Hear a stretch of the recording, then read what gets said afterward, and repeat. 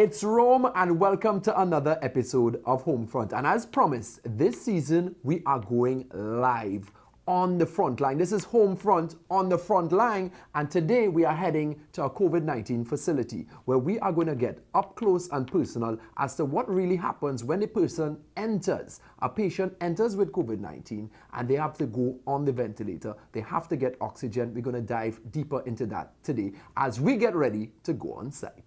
This is Homefront on the front line, and we are on the front line, live and direct from a COVID-19 health facility. With us, we have Dr. Taylor, who's going to walk us through the entire process of if by some chance, unfortunately, you contract the COVID-19 virus and you are ill and you come to one of these health facilities, what is the step-by-step process that would take place? So Dr. Taylor, over to you. Thank you very much for doing this for us. So we're going to give the people the information right in their homes. Okay. So I'm sick, I come here, I have COVID, I'm having problems breathing, I'm panicking because I'm not sure what is happening. I'm hearing over the news, people are dying from this thing.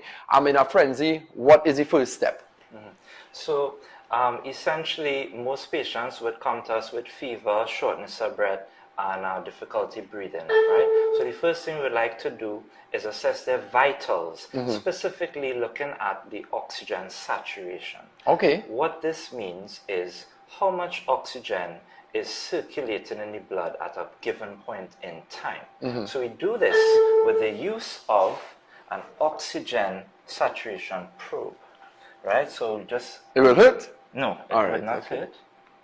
So put this right on your finger, yes, right? And now we would look at the monitor up there, right, behind you.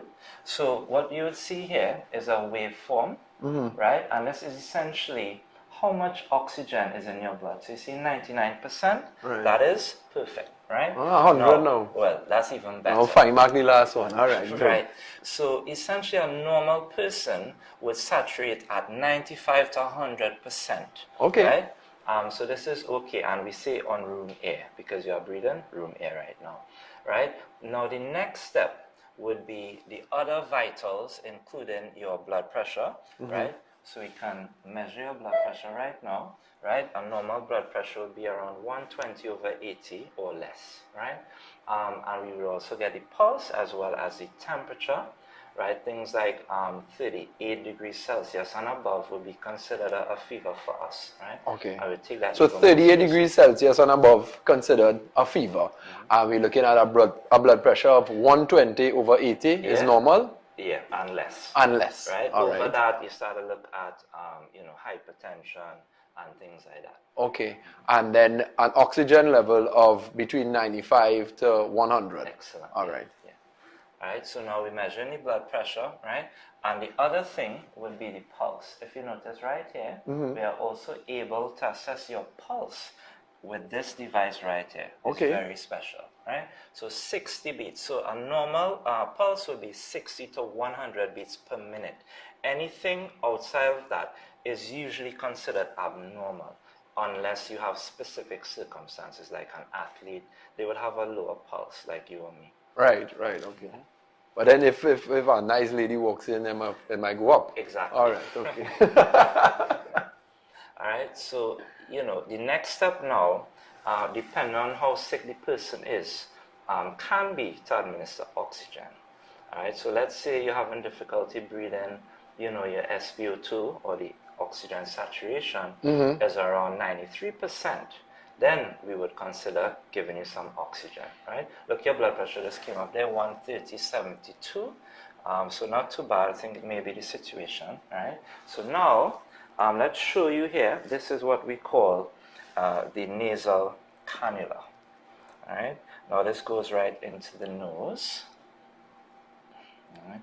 Maybe uncomfortable. All right, sorry about that.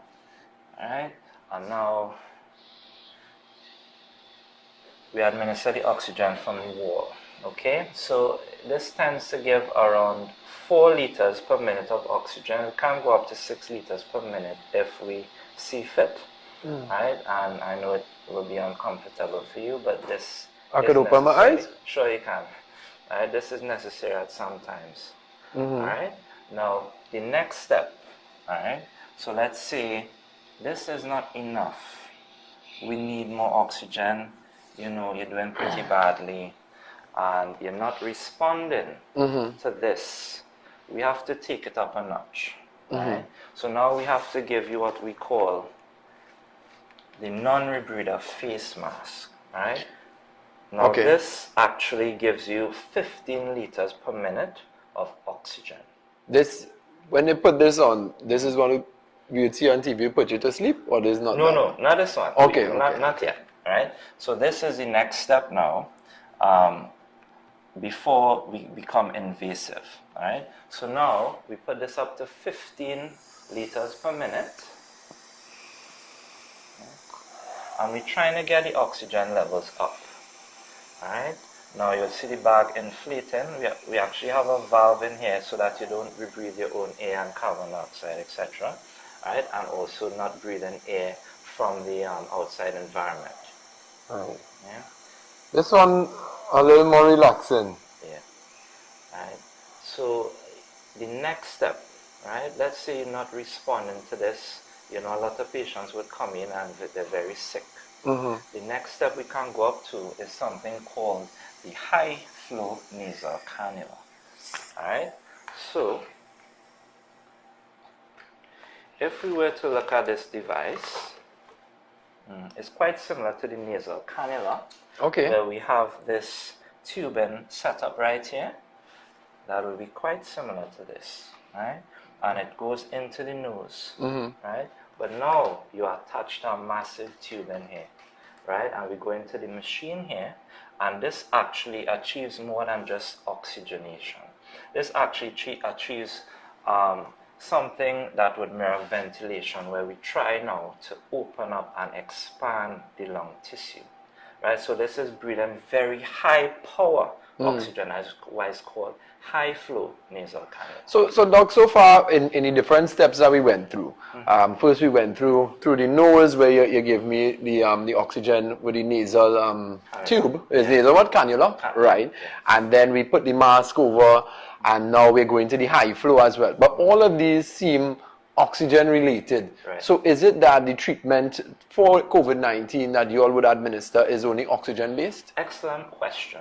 Now, we tend to look at did the patient present with other comorbidities, right? So do they have diabetes or heart disease? Different things. You have to treat that as well. If you're looking at COVID specifically, we deal with an intense inflammatory process. Right. So this means that there's a lot of inflammation, a lot of damage to the lung tissue. So that would mean, one, we are given oxygen. Two, we want to decrease this level of destruction by giving things like steroids, right? Especially if the oxygen is low, we can give steroids to decrease the immune system response. When you say steroids, is it, because I see you looking like in the gym, that kind of steroids, is it? So it's something called corticosteroids, not to sound complex, right? But it's a different type It's a different type of steroid. Okay.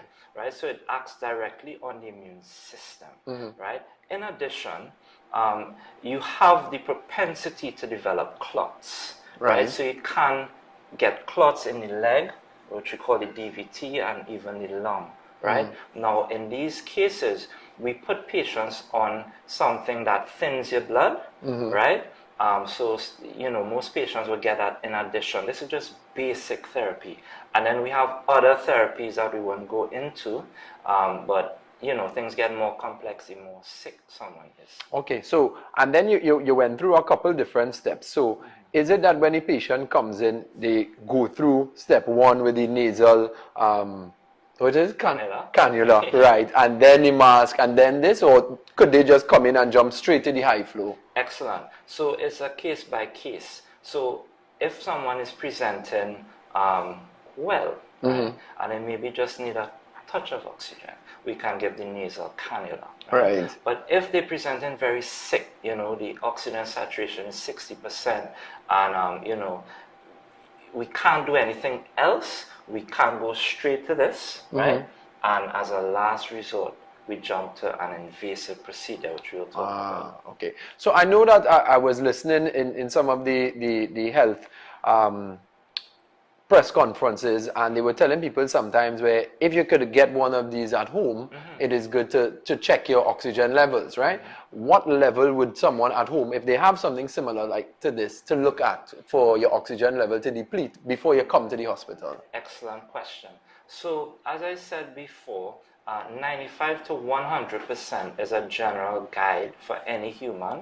However, if they have other comorbidities or other illnesses, that may not be true for them. So let's say an older person, they will be able to tolerate like over 90%, right? But I would say definitely if you are going under 90%, Under 90. that will be cause for concern, right? Especially if it is associated with things like shortness of breath and difficulty breathing, you need to call the ambulance immediately. All right, so you mentioned there's a final step if the patient is not responding to this high flow oxygen, that we go to a more evasive approach? Invasive approach. So we're going to show you all the more invasive approach to administer the oxygen to the COVID-19 patient. Hello, Dr. Janine St. Bernard here, County Medical Officer of Health for County Caroni. Anyone who can take the COVID-19 vaccine should take the vaccine. Now let me be clear, the vaccine is not a cure, but it definitely protects you, like a seatbelt, which protects you from getting seriously hurt even if you are in an accident. That's what the COVID-19 vaccine does. It reduces your chance of getting the virus and spreading it. Also, even if you do get the virus, then the vaccine significantly reduces your chance of getting very sick and dying. It's that simple. So don't delay. Get vaccinated today. Irene, so this is what we would call the invasive approach. It's called endotracheal intubation. So what we do is put this tube into the person's windpipe and we ventilate the lungs. Right? Okay. So now we go in. Oh. Yeah. So this patient will be awake? No. Okay. So you would sedate the person and anesthetize them, so put them to sleep. You're putting them to sleep, okay. Yeah. Alright, and now what we just do is put this tube straight into the windpipe, right? If you'd like, just push right here for me. Yeah. Press it on. Excellent. Alright. So now the tube is in. Alright. And now usually we will check to make sure that this is placed in the correct position before we attach the person to the ventilator, right? So this is what we call the bag valve mask, where we now, if you take a look at the lungs, we see that the lungs are inflating. Right. This is how we oxygenate and ventilate this patient, right? Now that we are satisfied, right, what we will do is inflate this to create a seal.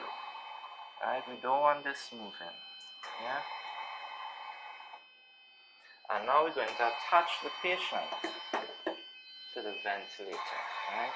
So this is when we hear on TV that we have X amount of ventilators. This is the ventilator they're referring to. Exactly, right? So okay. this is the ventilation device that we would place on patients.